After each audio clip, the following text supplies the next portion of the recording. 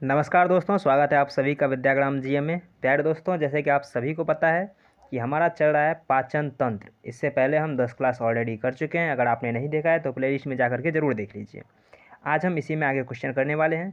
इसमें वो सभी क्वेश्चन करते हैं जो कि रेलवे के सभी एग्जाम में, चाहे वो किसी भी एग्जाम हो, ग्रुप डी हो, एनटीपीसी हो, एलपी हो या फिर जेई हो, किसी भी एग्जाम में जो एग्जाम में पूछा गया क्वेश्चन है उसी को हम यहाँ पे आपके सामने डिस्कस करने वाले हैं। तो चलिए शुरू करते हैं आज के हम पहले क्वेश्चन की तरफ। तो पहला क्वेश्चन हमारा कह रहा है, किसी व्यक्ति के पाचन तंत्र की जांच करने के लिए इस्तेमाल किया जाने वाला यंत्र क्या कहलाता है। ये एनटीपीसी में पूछा गया है, जो कि 27/4/2016 को पूछा गया था। देखिए, किसी व्यक्ति की अगर पाचन तंत्र की जानकारी ज्ञात करना हो या फिर अंदरूनी अंग का कोई जानकारी ज्ञात करना हो तो उसके लिए हम उपयोग करते हैं इंडोस्कोप का, जो कि ऑप्शन नंबर सी में दिख रहा होगा।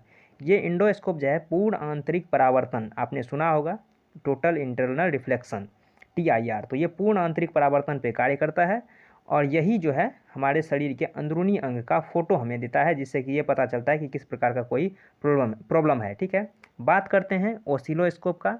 तो ये जो ऑसिलोस्कोप है ये एक इलेक्ट्रॉनिक उपकरण है जो कि विभवांतर को समय के सापेक्ष यानी कि एक ग्राफ के रूप में प्रदर्शित करता है। तो इसका जो है पाचन तंत्र से कोई संबंध नहीं है। बात करें माइक्रोस्कोप का, तो माइक्रोस्कोप वो यंत्र है जिसमें हम छोटे छोटे वस्तुओं को, जिसे हम नंगी आंखों से नहीं देख सकते हैं, उनको देखने के लिए हम माइक्रोस्कोप का उपयोग करते हैं। यानी बैक्टीरिया, फंगस या फिर वायरस, इन सब चीज़ों को देखने के लिए हम जो है माइक्रोस्कोप का प्रयोग करते हैं।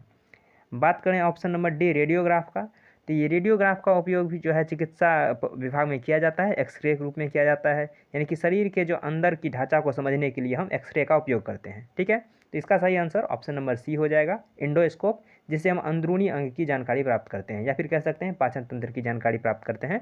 जो किसी प्रकार का अगर प्रॉब्लम हो, कोई रोग हो या कोई व्याधि हो, तो उसकी जानकारी हमें इंडोस्कोप की मदद से मिलती है। तो इसलिए इसका सही आंसर ऑप्शन नंबर सी है। चलिए नेक्स्ट क्वेश्चन तरफ चलते हैं।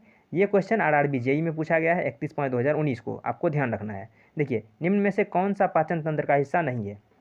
काफ़ी आसान क्वेश्चन है, आप में से लगभग सभी आप जानते होंगे, क्योंकि अभी तक अगर हम 47 क्वेश्चन कर चुके हैं तो इससे पहले तो इसका जिक्र तो आया ही होगा। तो देखिए, पाचन तंत्र में यकृत भी भूमिका निभाता है, क्योंकि ये जो है पित्तरस बना करके हमारे छोटी आंत में देता है, जिससे कि भोजन का पाचन हो सके, यानी वसा का पाइशीकरण हो सके। बात करें हृदय का, तो ये हमारे रक्त को पंप करने में कार्य करता है, ये पाचन तंत्र का हिस्सा नहीं है। इसलिए इसका सही आंसर ऑप्शन नंबर बी ही हो जाएगा, यानी कि हृदय हमारे पाचन तंत्र का हिस्सा नहीं है, बल्कि ये हमारे जो है ये हमारे सर्कुलेशन सिस्टम यानी कि रक्त परिसंचरण तंत्र का हिस्सा है। ठीक है, बात करें अमाशय का, तो ये अमाशय जो पाचन तंत्र का हिस्सा है, क्योंकि खाना भोजन करने के बाद सबसे पहले जो है मुख के बाद ये अमाशय में जाकर ही ठहरता है, और ये लगभग 2 से 4 घंटे के आसपास, कहीं 2 घंटा तो कहीं 4 घंटा, और भोजन की प्रकृति पर निर्भर करता है कि भोजन किस प्रकार का है, उसे पाचन में कितना समय लगेगा। तो ये 2 से 4 घंटा जो है अमाशय में विश्राम करता है भोजन, और यहीं पर चर्निंग मूवमेंट के द्वारा और थोड़े थोड़े प्रोटीन का भी पाचन होता है, क्योंकि यहाँ पे पेप्सिन और रेनिन नामक 2 एंजाइम निकलता है जो HCl की अभिक्रिया करके सक्रिय होता है। ठीक है, लास्ट बात करें मुख का, तो ये सबसे पहले ही हमारा मुख यानी पाचन ऑर्गन है, क्योंकि सबसे पहले भोजन मुख में ही जाता है, और यहाँ पर चबाने के बाद और जो बोलस के रूप में फॉर्म होता है वो बोलस हमारे अमाशय में पहुँचता है। तो इसलिए इसका सही आंसर ऑप्शन नंबर बी हृदय हो जाएगा। बाकी सब पाचन तंत्र का हिस्सा है। यकृत ये बाइल जूस बनाता है। बात करें अमाशय का, तो ये भोजन में यहाँ से HCl मिला करके उसका बैक्टीरिया मारता है, साथ ही साथ जो है प्रोटीन का पाचन करता है। और मुख की बात करें तो ये भोजन को चबाने में मदद करता है। तो इसलिए इसका सही आंसर हृदय हो जाएगा, जो कि पाचन तंत्र का हिस्सा नहीं है। चलिए नेक्स्ट क्वेश्चन करता है। ये क्वेश्चन RRB NTPC में पूछा गया था। देखिए, ये क्वेश्चन कह रहा है डिओडेनम डैश का भाग है। आपको हम जब पहले ही क्लास में आपको बताए होंगे कि पाचन तंत्र में जितने भी अंग हैं उन सब का नाम बताए थे। तो यही कह रहा है डिओडेनम किसका भाग है। तो देखिए, ये डिओडेनम जो है ये छोटी आंत का भाग है। ठीक है, आपको ध्यान रखना है, डिओडेनम छोटी आंत का भाग है। अब हम जानते हैं, देखिए छोटी आंत को 3 भागों में बांटा गया है। पहला भाग डिओडेनम, ठीक है, दूसरा भाग जेजुनम, और तीसरा भाग इलियम।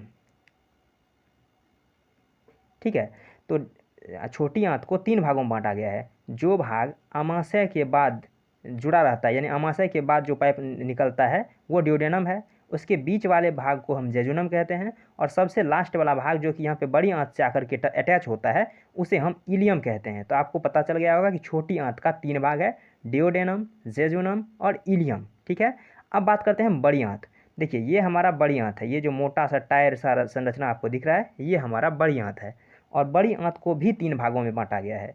जो बड़ी आंत इस तरह छोटी आंत के लास्ट होते ही बड़ी आंत शुरू हो जाता है, जहाँ पे ये अपेंडिक्स लटका हुआ है, जिसे हम वेस्टेजियल ऑर्गन यानी कि अवशेषी अंग कहते हैं, तो उसमें जो जुड़ा हुआ रहता है, इस पार्ट को हम सबसे पहले कह देते हैं सीकम।